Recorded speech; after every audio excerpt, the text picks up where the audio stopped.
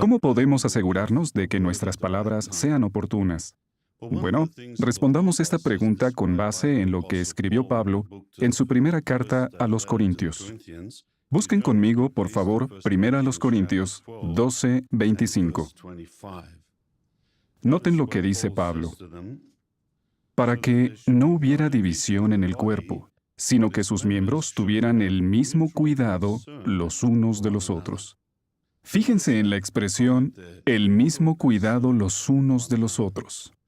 Esta frase, traducida literalmente del griego, significa preocuparse los unos por los otros.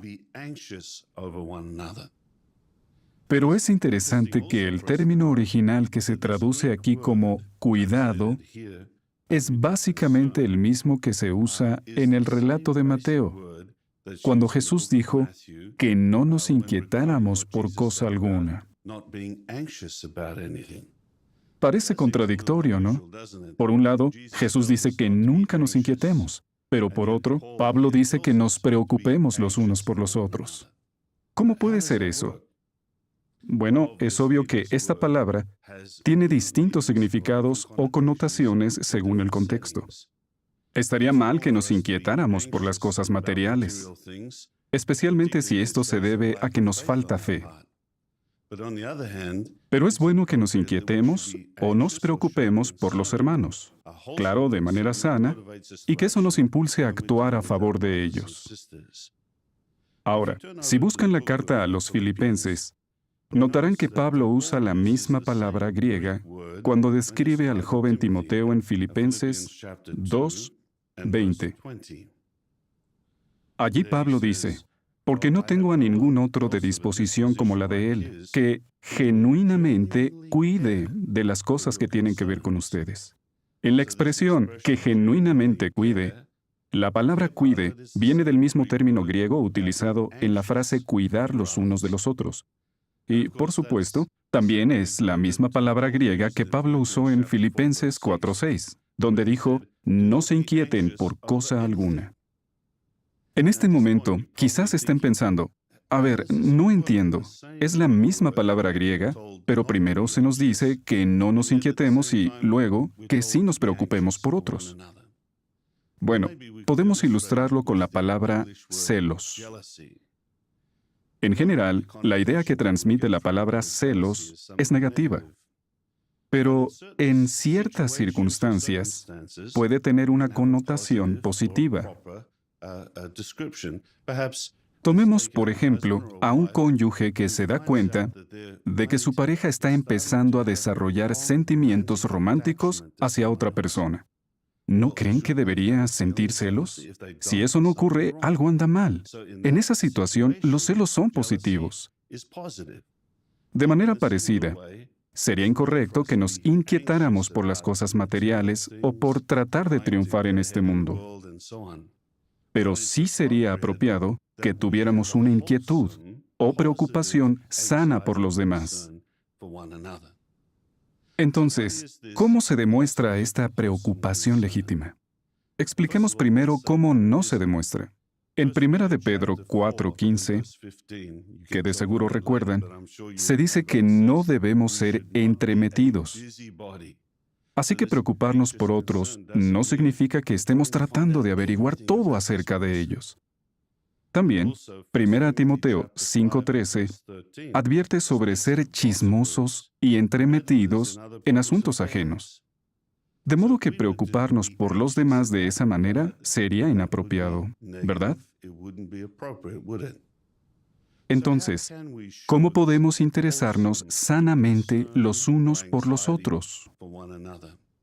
Bueno, a través de los años, la Atalaya nos ha dado sugerencias al respecto. Podríamos decir que hay 4 formas en las que podemos mostrar nuestra genuina preocupación por las personas.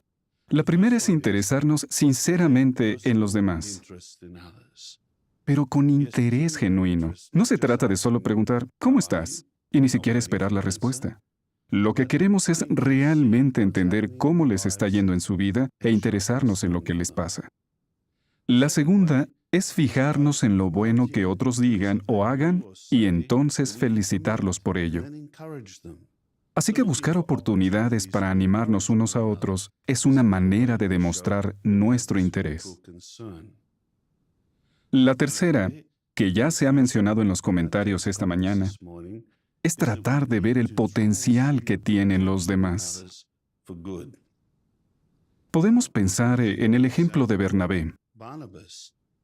Recuerden, Marcos decepcionó tanto a Bernabé como a Pablo en el primer viaje misional.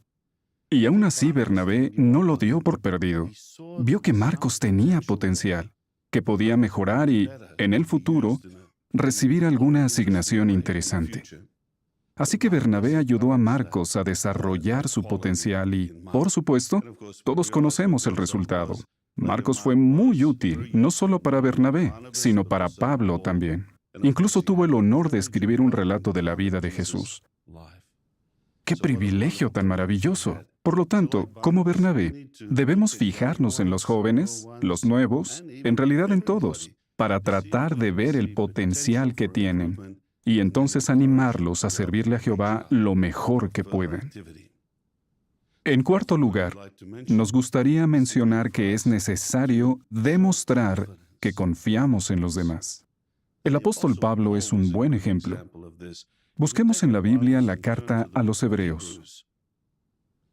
Recuerden que cuando Pablo escribió a los cristianos hebreos, tuvo que corregirlos más de una vez. Por ejemplo, algunos se estaban alejando de la congregación porque se habían distraído. Otros habían permitido que se les endureciera el corazón. Y otros actuaban como niños al servir a Dios. Por decirlo así, se alimentaban solo de leche, de enseñanzas básicas, y no se estaban nutriendo adecuadamente en sentido espiritual. Todo esto podría haber predispuesto el modo de pensar de Pablo, y su carta podría haberse tornado muy negativa. Pero vean en Hebreos 10:39 lo que les dice Pablo a estos hermanos. Hebreos 10:39. Ahora bien, nosotros no somos de la clase que se retrae para destrucción, sino de la clase que tiene fe que resulta en conservar viva el alma. ¿No es ese un comentario muy positivo? Sí, y estaba dirigido a quienes quizás habían sido irresponsables con sus obligaciones. Y noten que allí Pablo dice, nosotros no somos. Así que él también se incluye. ¿Cómo podía Pablo tener tanta confianza en hermanos que necesitaban tanto consejo? Bueno, la Atalaya menciona 2 puntos. En primer lugar, Pablo se esforzó por imitar el punto de vista de Jehová Dios. Cuando Jehová observa a los humanos imperfectos, puede ver su potencial y confía en que, si ellos quieren hacer lo correcto, con su ayuda lo lograrán. En segundo lugar, Pablo confiaba en el Espíritu Santo. Él sabía que, con la ayuda de dicho Espíritu, una persona puede desarrollar el poder que es más allá de lo normal y vencer cualquier deseo incorrecto y cualquier problema. De modo que esforzarse por imitar a Jehová y confiar en el poder del Espíritu Santo le ayudó a Pablo a ver a los hermanos de manera positiva. Entonces, ¿cómo podemos lograr que nuestras palabras sean oportunas? Bueno, tenemos que preocuparnos unos por otros. Pero eso no significa entrometerse en asuntos ajenos. ¿Recuerdan los 4 puntos que vimos? Primero, muestre interés sincero en los demás. Felicítelos, anímelos, fíjese en el potencial que tienen y entonces confíe en ellos. Si lo hacemos, podremos estar seguros de que estamos cuidando de los demás, preocupándonos por ellos.